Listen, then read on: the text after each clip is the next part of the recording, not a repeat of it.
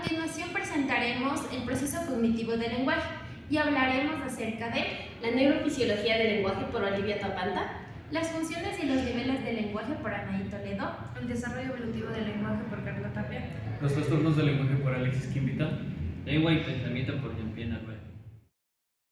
Yo les voy a hablar acerca del lenguaje. ¿Qué es el lenguaje? Como dijimos, el lenguaje es un proceso cognitivo definido como un sistema flexible de signos vocales, signos, gestos y reglas formales que seguir. Mediante la decodificación del lenguaje se puede expresar y representar ideas, pensamientos y emociones y sentimientos. Cabe recalcar que el lenguaje es un logro netamente humano, es decir, que ningún animal en particular tiene lenguaje. Además de ello, el lenguaje nos permite comunicarnos y transmitir de generación en generación la cultura. Ya, como segunda característica tenemos que es articular. ¿Qué quiere decir? Que mediante la combinación de signos y sonidos podemos obtener unas palabras. Mediante la combinación de estas palabras podemos obtener frases y hacerle que esas frases formen oraciones y de esta manera tener una infinidad de mensajes. La tercera característica es que es simbólico. ¿Qué quiere decir en este caso?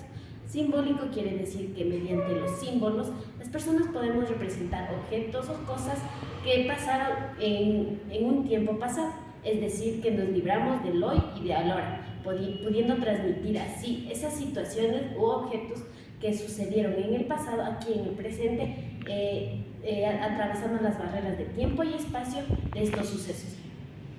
Como cuarta característica tenemos que es abstracto. ¿Qué quiere decir esto? Que mediante el pensamiento podemos evaluar, tomar decisiones para realizar actos y buscar las soluciones con sus consecuencias de actos que realizaremos. Se puede decir que el lenguaje se divide en dos categorías fundamentales, que es el lenguaje no verbal y el lenguaje verbal. El lenguaje verbal son aquellas palabras que podemos expresar mediante escritos que se caracterizan en la palabra hablada por el tono, sonido y volumen de la voz, siendo este el contenido. En cambio, el lenguaje no verbal son aquellos signos, símbolos o movimiento de manos o gestos corporales y del rostro que sería el contexto. Para poder obtener una buena comunicación en un diálogo con otra persona o con un grupo de personas, es necesario la interacción de estas dos categorías de lenguaje, tanto verbal y no verbal, para que así sea mucho más entendible a las personas a las que estamos dando el mensaje. A continuación les voy a explicar acerca de la neurofisiología del lenguaje. En primer lugar les voy a explicar dónde se encuentran en este caso los lóbulos del cerebro. En este caso tenemos al lóbulo frontal, al lóbulo occipital, al lóbulo parietal, al lóbulo temporal y en este caso el bulbo raquídeo. Ya. Dentro de esto tenemos las áreas que participan en el lenguaje, en este caso del córtex prefrontal. Como primer área tenemos el área de Wernicke, que se encuentra siguiendo la fisura de Silvio hasta llegar a la parte media del lóbulo parietal, por debajo situándose en el lóbulo temporal, en este caso aquí. Ya, tenemos también el centro de Luria inferior, que en este caso se encuentra, como su nombre lo dice, en la parte inferior del lóbulo parietal. También tenemos el centro de Luria superior, que en este caso se encuentra en la parte, como su nombre lo dice, superior del lobulillo de Luria inferior, situado igualmente en el lóbulo parietal. Tenemos también el centro de Degerman, que se encuentra ubicado en las últimas circunvolución, que intermedia entre el lóbulo en el lóbulo occipital y el lóbulo parietal. Ya, a continuación les voy a explicar dónde se encuentran ubicadas cada una de las áreas que forman parte de la interacción del lenguaje. La primera, llamada el área de Wernicke, se encuentra ubicada siguiendo la cisura de Silvio en la parte baja de él mismo, ubicado específicamente en el lóbulo temporal. Como segunda área tenemos el área de Broca, que se encuentra siguiendo la cisura de Silvio en la parte superior pero inferior del lóbulo frontal. Ya. El área de Exner, que también participa, se encuentra ubicado en el lóbulo frontal, ocupando las 2/3 partes del mismo. También tenemos el área de la ínsula inferior, que se encuentra seguido por la cisura de Silvio en la parte superior pero inferior del lóbulo temporal, no es temporal. A continuación les explicaré acerca de las funciones que cumple cada una de estas áreas. Como el área de Wernicke cumple la función de decodificar o descifrar el lenguaje, comprendiendo así la palabra hablada, mientras que el área de Broca cumple la función de articular las palabras. El área de Exner cumple la función de todos aquellos movimientos que realiza la mano y los dedos al momento de la escritura. También tenemos el área del centro de Luria inferior, que cumple todo movimiento de praxias. También hablando del centro de Luria superior, cumple del mismo modo todo el movimiento de praxias, incluyendo el hablado. Y el área de Degerner cumple todo tipo, su importancia es que, ponle pausa, si no me acuerdo, loco, ya solo me falta ese. Mientras que el área de Degerner cumple la función de la interpretación simbólica de todos los estímulos visuales. Bueno, a continuación les voy a hablar acerca del desarrollo evolutivo del lenguaje. Bueno, en este desarrollo para la adquisición del lenguaje implica un desarrollo fonológico, es decir, que tiene la capacidad de pronunciar palabras o sonidos de uno o más idiomas. También se encuentra el desarrollo semántico, que es la comprensión de los significados de la palabra, y finalmente el desarrollo gramatical, que consiste en la comprensión de las ciertas reglas que existen para construir correctamente los enunciados. Así también desde el punto de vista desde la psicología evolutiva, al construir el proceso o desarrollo en fases o etapas, nos permite detectar si existe un deterioro o retraso en el desarrollo del lenguaje. Es así que existen 3 etapas importantes en el desarrollo evolutivo del lenguaje. La primera etapa es la etapa prelingüística, es decir, del gesto de la palabra.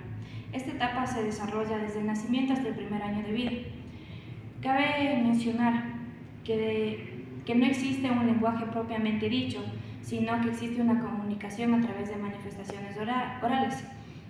En esta etapa, el niño o la niña aprende a diferenciar las voces humanas de sus familiares y de personas desconocidas.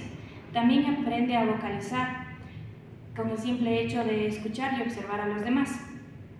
Cabe mencionar también que el lenguaje que utiliza el niño o la niña en esta etapa es el lenguaje de la mímica. También se representa a través de una forma refleja, mediante llantos, risas, arrullos, entre otros, con el objetivo de poder expresar sus estados afectivos como es el hambre y el dolor. A la edad de los 6 meses, el niño o la niña ya puede auditivamente controlar sus propios sonidos, ya que el sistema nervioso ha desarrollado o ha madurado lo suficiente para que el niño o la niña pueda coger objetos, pueda sentarse, pueda balbucear, entre otros. Un dato importante es que al balbuceo se le relaciona con los sonidos lingüísticos, pero sin un significado. Así también, a la edad de los 9 meses, aparece la palabra señal, que supone la intencionalidad comunicativa. También están las protopalabras, o también conocidas como palabra señal, en la que se refiere más a señales y no a un significado, ya que éstas se encuentran ligadas a situaciones concretas. A continuación también tenemos la etapa lingüística, es decir, la palabra. Esta etapa se desarrolla desde el primer año de vida hasta el segundo año de vida del niño o la niña. Cabe mencionar que desde el primer año de vida el niño ya empieza a expresar o a manifestar sus primeras palabras con significado. Es así también que sus palabras se encuentran gradualmente formadas por sílabas duplicadas, como por ejemplo mamá, papá, tete, entre otras. Otro dato importante es que existe una cierta diferencia entre esta etapa y la del balbuceo, ya que en esta etapa el niño emite ya sonidos de manera intencionalidad, ya que existe cierta relación entre la palabra y el objeto. Cabe mencionar que de manera enseguida se le añade los gestos y el lenguaje gestual va tomando cierta importancia en esta etapa, ya que el niño y la niña aprenden a mencionar solo con el movimiento de la cabeza la palabra no y con el movimiento de la mano la palabra adiós. A la edad de los 12 y 18 meses del niño o la niña pasa por un proceso o fase del desarrollo de oraciones de una palabra, es decir, su vocabulario crece gradualmente, mientras que a los 18 meses de edad existen sus primeras construcciones sintácticas. Así también en esta etapa existe el habla telegráfica, que son combinaciones muy elementales, como por ejemplo está el niño guapa o niña guapa. Y es un acercamiento para que se produzca lo que es la sintaxis. Y es así donde a partir de los 2 años de vida se produce una explosión del lenguaje. Por último tenemos la etapa del lenguaje como instrumento de relación y representación. Esta etapa se desarrolla a partir de los 3 años de edad. A partir de los 3 años de edad aparece el yo, que es un comienzo importante, ya que implica un acceso a un estado del desarrollo psicológico donde existe la conciencia de sí mismo y es diferenciada del otro y es capaz de relacionarse con él. Así también comienza la adquisición de conocimientos o reglas de la praxis, es decir, se ordenan y se enlazan para la construcción de oraciones y puedan unirse entre sí. A partir de los 5 años de edad, el desarrollo sintáctico se le da como finalizado, ya que a partir de aquí el niño o la niña comienza a adquirir nuevos conocimientos o nuevas palabras, o también adquiere nuevos significados a las palabras conocidas. Entre la edad de 6 y 7 años se produce el desarrollo de aprendizaje del lenguaje escrito. Aquí existe la interiorización del habla, ya que le permite verbalizar su pensamiento. A partir de los 7 años de edad, el desarrollo del lenguaje está casi completo, ya que posee todas las estructuras de las frases sencillas, pero sin embargo el desarrollo cognitivo continúa. Y finalmente, a la edad de los 2 y 13 años ya son capaces de utilizar el desarrollo del lenguaje para poder desarrollar un pensamiento hipotético sirviéndose de proposiciones y conectores para poder expresarse. A continuación les hablaré acerca de las funciones y los niveles del lenguaje. Cabe recalcar que el lenguaje es de suma importancia para la comunicación, debido a que gracias a sus funciones y niveles se puede generar la función comunicativa. Esta radica en generar códigos los cuales interactúan entre sí para transmitir información. A través de un emisor, el cual es el encargado de enviar la información. Cabe recalcar que esta puede ser de manera individual como de manera colectiva. A su vez, el emisor es el encargado de enviar información mediante códigos y estos mediante un mensaje, con la finalidad de que sean atrapados o receptados por el receptor. El receptor es la persona que recibe el mensaje. Esta también puede darse de manera individual como de manera colectiva, para así generar un mensaje y un ciclo. Es decir, este mensaje se va a dirigir a través de canales hacia el receptor y del receptor por canales hacia el emisor, conteniendo códigos que transmitirán información. Buller menciona solamente 3 funciones del lenguaje. En un principio consideraba que la función primordial, o denominada función simbólica, era la que solamente podía ser transmitida mediante los humanos, es decir, los humanos tenían la capacidad de poder entender.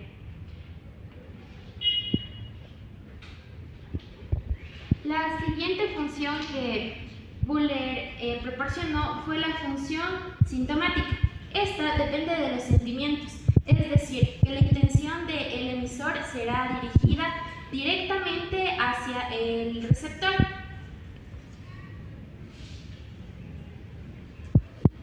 Y finalmente mencionó la función de la señalativa.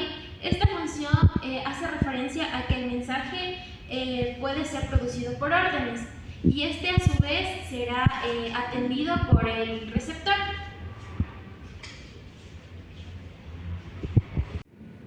Tiempo después, Jacobson toma como principios estas tres funciones, es decir, las funciones que estableció Buller, para así crear o mantener hasta la actualidad las funciones del lenguaje, que estas se clasifican en función emotiva. Esta manifiesta emociones, es decir, que el emisor será el encargado de dirigir un mensaje a través o con la intención de generar una emoción o que el receptor perciba la emoción.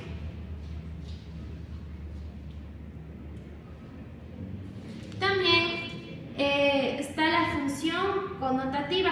Esta función hace referencia a que el receptor va a generar atención hacia el emisor o viceversa. Es decir, se plantea mediante oraciones exclamativas o interrogativas. De igual manera se presenta la función referencial. Esta es la principal en el lenguaje, pues es la encargada o a través de ella se manifiestan y se comunican ideas, interrogantes, positivas, negativas o también enunciados. De igual manera está la función poética. La función poética tiene como objeto producir un impacto en el receptor. Este puede ser sensitivo, es decir, que a través de los sentidos.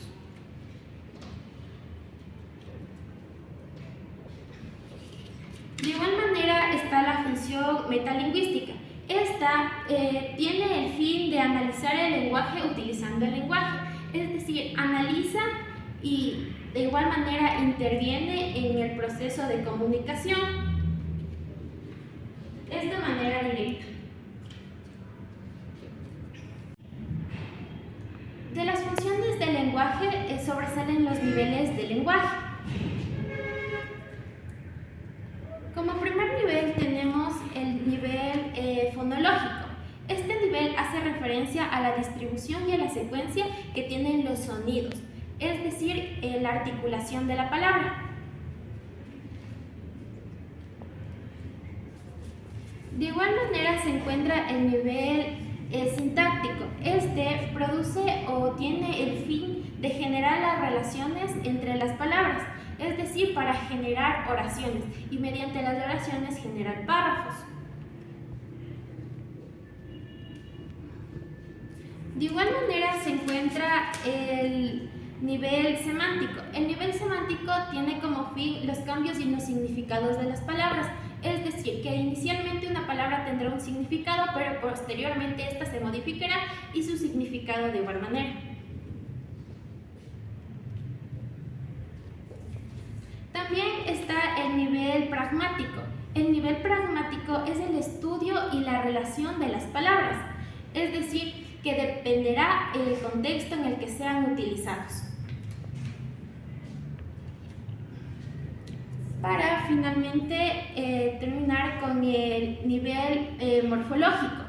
Este tiene como fin las unidades estructurales y su significado, es decir, cada palabra y cada oración tendrá un significado y este será empleado dependiendo de la situación en la que se desee, ya sea tanto por el emisor como por el receptor.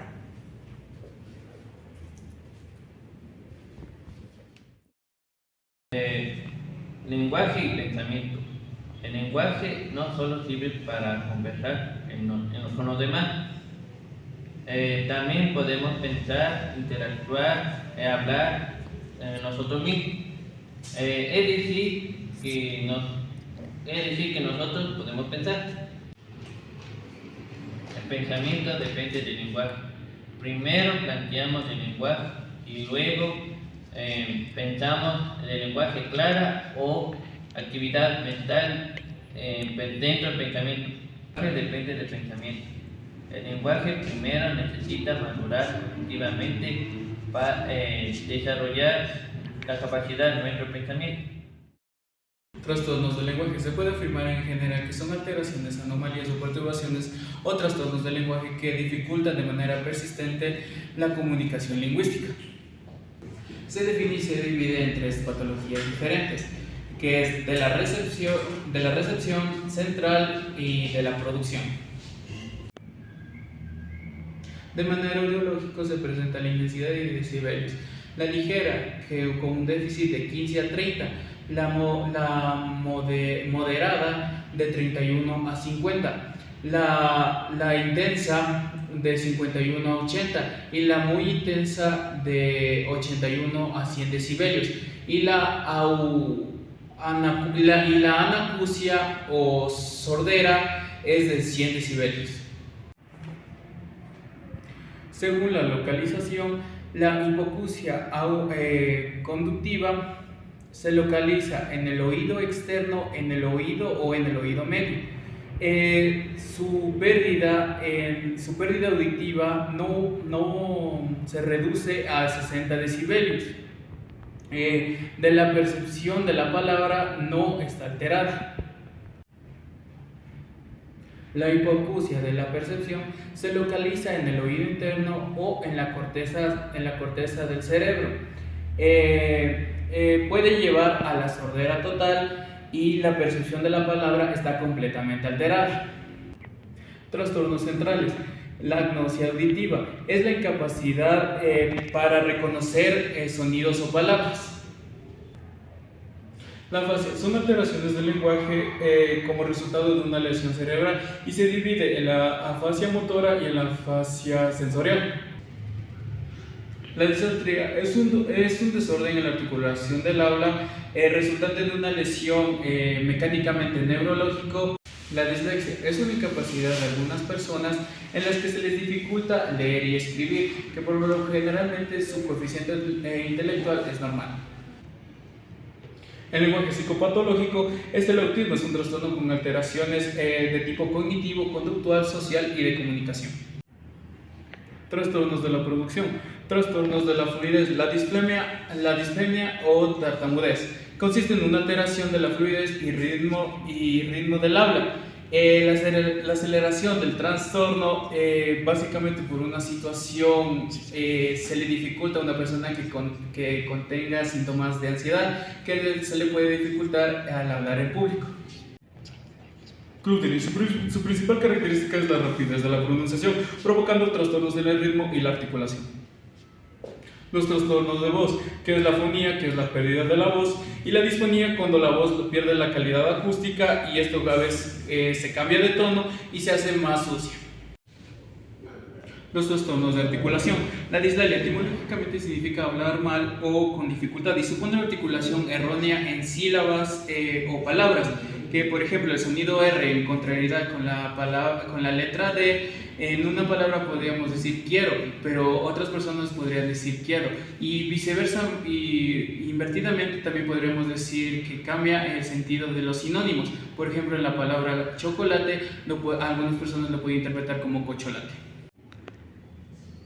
La disglosia es un trastorno de la articulación de distintos fonemas por alteraciones anatómicas y puede deberse a problemas en los labios, la lengua, la faringe o la laringe.